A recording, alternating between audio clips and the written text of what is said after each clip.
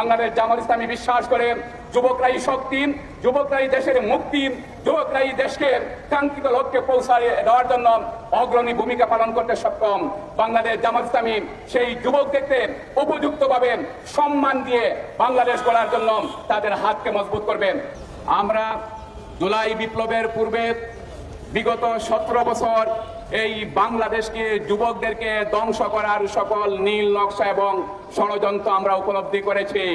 সেই দিন আমাদের দেশের সীমান্তবর্তী এলাকায় মাদক ঢুকিয়ে মাদকের মায়াপুত্রের মাধ্যমে মাদকের কারখানা স্থাপন করে বদির হাড্ডি দিয়ে এদেশের যুব সমাজকে ধ্বংস করার সকল নীল নকশা সেদিন আওয়ামী লীগ তারা বাংলাদেশে স্থাপিত করেছিল।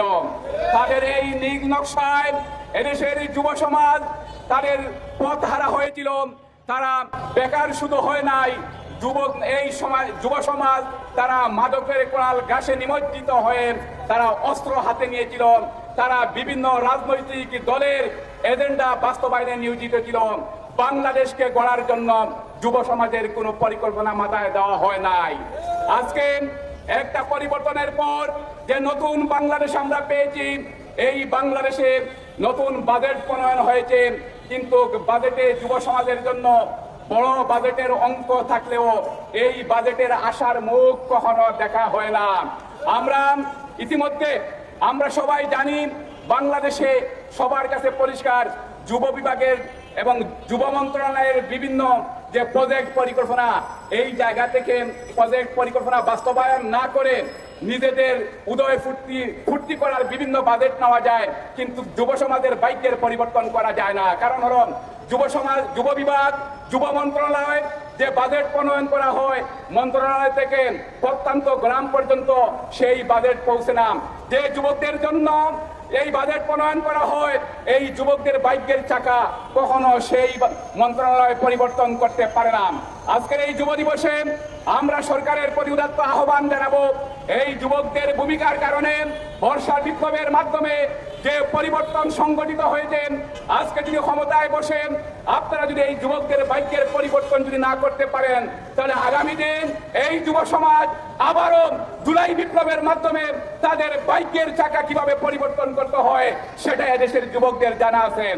কিন্তু দুঃখজনক হলো সত্য, আমরা এদেশের যুবকদেরকে দলীয় এজেন্ডা বাস্তবায়নের জন্য আমরা বিভিন্ন পরিকল্পনা দেখি, কিন্তু যুবকদের ভাগ্যের চাকা পরিবর্তনের জন্য কোনো ধরনের পরিকল্পনা আমরা কোনো আমলে কোনো সরকারের কাছে আমরা দেখি নাই।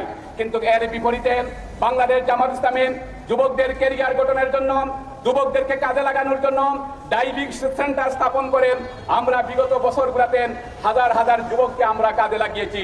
আমরা তাদেরকে কম্পিউটার, তাদেরকে বিভিন্ন ডিজাইন এবং নতুন যে বিভিন্ন বিষয় আসছে সামনে, সেই বিষয়ে তাদেরকে দক্ষ করেন বাংলাদেশ জামাত ইসলামী পিনাকল প্রতিষ্ঠানের মাধ্যমে ইতিমধ্যে হাজার হাজার ঢাকা দক্ষিণ অঞ্চলের যুবকদেরকে কাজে লাগিয়ে যুবকদের হাতকে কিভাবে কর্মে রূপান্তরিত করা যায় বাংলাদেশ জামাত ইসলামী সেই ভূমিকা রাখতে ইতিমধ্যে সক্ষম হয়েছেন। আমরা যদি এদেশের ক্ষমতায় কিংবা রাষ্ট্র পরিচালনার যে দায়িত্ব যদি বাংলাদেশ জামাত ইসলামী কখনো গ্রহণ করেন, বাংলাদেশ জামাত ইসলামী বিশ্বাস করেন যুবকরাই শক্তি, যুবকরাই দেশের মুক্তি, যুবকরাই দেশকে কাঙ্ক্ষিত লক্ষ্যে পৌঁছায় দেওয়ার জন্য অগ্রণী ভূমিকা পালন করতে সক্ষম। বাংলাদেশ জামাত ইসলামী সেই যুবকদেরকে উপযুক্তভাবে সম্মান দিয়ে বাংলাদেশ গড়ার জন্য তাদের হাতকে মজবুত করবেন। আসুন আজকের এই যুব দিবসে আমরা এই প্রত্যয় সিদ্ধান্ত গ্রহণ করি, যুবকদেরকে ভাগ্যের পরিবর্তনের জন্য আমরা দেশ, জাতি, সরকার সবাই মিলিয়ে আমরা ভূমিকা রাখবো। সেটাই হোক আজকে যুব দিবসের প্রত্যয়। সবাইকে যুব দিবস উপলক্ষে আন্তরিক অভিনন্দন এবং শুভেচ্ছা জানিয়ে আমার কথা শেষ করছি। বাংলাদেশ জিন্দাবাদ, বাংলাদেশ জামাত ইসলামী জিন্দাবাদ।